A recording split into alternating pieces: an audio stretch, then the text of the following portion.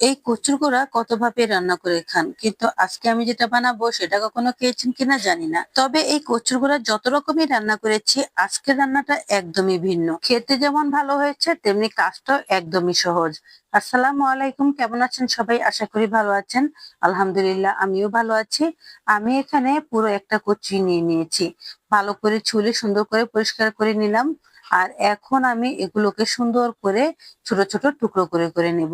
সত্যি বলতে এই কচুর গোড়া কিন্তু রান্না করলে অনেক মজা লাগে, কিন্তু আজকে আর রান্না করব না, আজকে একটু অন্যরকম ভাবে করব।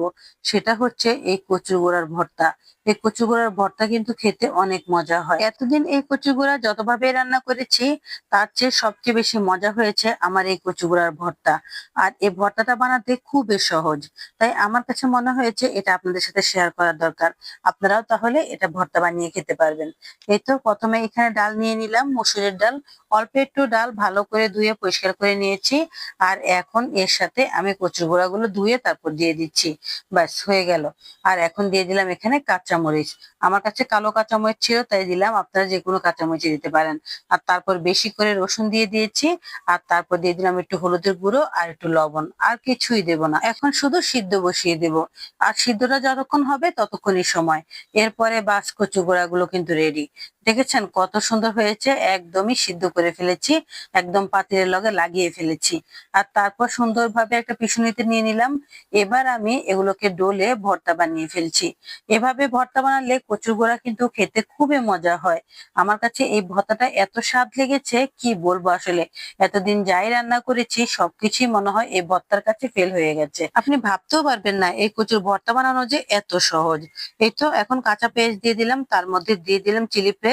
আর এগুলোকে একটু ভালো করে ডলে নিচ্ছি। আমি এখানে কাঁচা পেঁয়াজ ব্যবহার করেছি, আপনি চাইলে পেঁয়াজটা একটু ভেজেও দিতে পারেন, তাহলেও কিন্তু ভালো লাগবে। কিন্তু আমার কাছে কাঁচা পেঁয়াজ খেতে ভালো লাগে তাই কাঁচা পেঁয়াজ দিয়েছি। এখন ভালো করে ডলে নিচ্ছি, ডলে একদম মিশিয়ে ফেলছি। এরপরে আর কিছুই দেব না। এরপরে শুধু দেব সরিষার তেল। আর সরিষার তেল দিলেই এই ভর্তা একদম ষোলকলাপূর্ণ হয়ে যাবে। এতটাই মজা হয় কি বলবো আসলে। ঘরের সবাই এত পছন্দ করেছে, এই ভর্তা দিয়েই সবার ভাত খাওয়া হয়ে গেছে।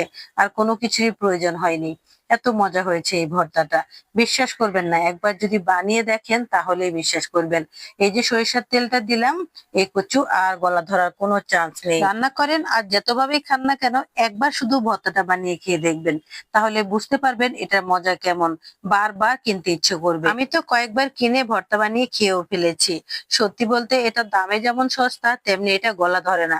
একবারই গলা চুলকায় না। কচুটা এতটাই ভালো যে গলা চুলকানোর কোনো চান্স নেই। যে কোনো ভাবেই এটা রান্না করা যায়, খাওয়া যায়। যাই হোক, এই তো ভর্তাটা বানিয়ে এখন বাটিতে নিয়ে নিলাম। দেখেন কত সুন্দর হয়েছে। অল্প একটু কচু দিয়ে আর কতটা ভর্তা হয়েছে। তবে আপনি যদি 2-3 দিন রেখে খেতে চান তাহলে পেঁয়াজটা একটু ভেজে দিবেন, তাহলে আর নষ্ট হবে না। যাই হোক, কেমন হয়েছে কচুর গোড়ার ভর্তা অবশ্যই কমেন্ট করে বলবেন। সাথে ভালোবেসে একটা লাইক দিয়ে দিবেন। আর যদি বেশি ভালো লাগে তাহলে শেয়ার করে রেখে দিবেন। পরে আর খোঁজাখুঁজি করতে হবে না, নিজেই বানিয়ে খেতে পারবেন। ভালো থাকবেন সবাই, আজ এ পর্যন্তই। আল্লাহ হাফেজ।